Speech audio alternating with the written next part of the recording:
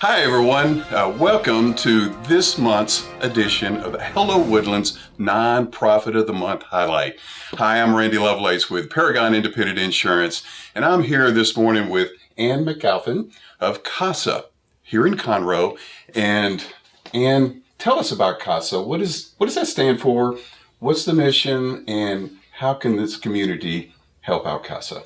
Love it that you asked. CASA Child Advocates. CASA stands for Court Appointed Special Advocates. At CASA, we recruit and we train volunteers to be advocates for children who are in the foster care system. So we work in the short term to make sure that every child's needs are being met, that nothing is falling through the cracks, that their educational, social, mental needs are being met.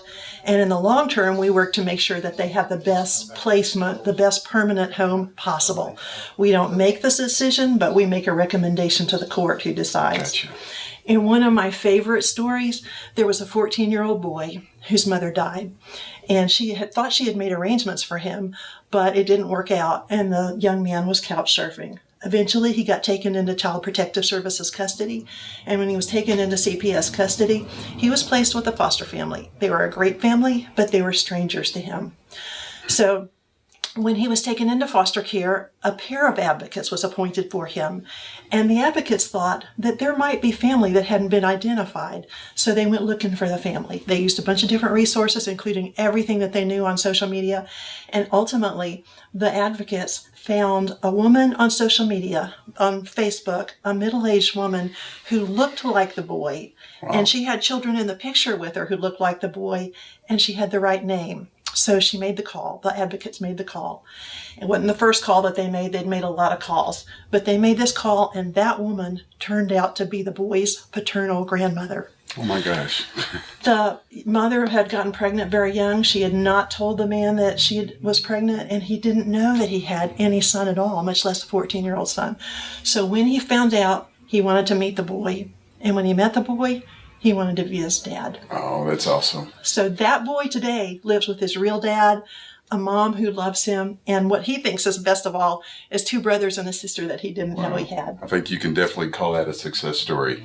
Absolutely. That is what our advocates do every day. Wow. They work to make sure that every child in foster care has someone looking out for them. Well, what ages, I guess you deal with all ages, because we're sitting here with this cute guy right here, or maybe, is that a cute girl? I'm not sure. A teddy bear. And so you deal with very small children all the way up to probably 17? From birth up to 19. Up to 19. Okay. I learned something. Good to know.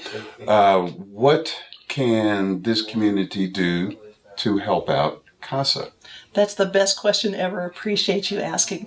We always need volunteers. It's a very intense volunteer opportunity because you are making recommendations for a child's life. But if you want to volunteer, we always need our advocate volunteers. They're 30 hours of training, and we ask you to make a year commitment.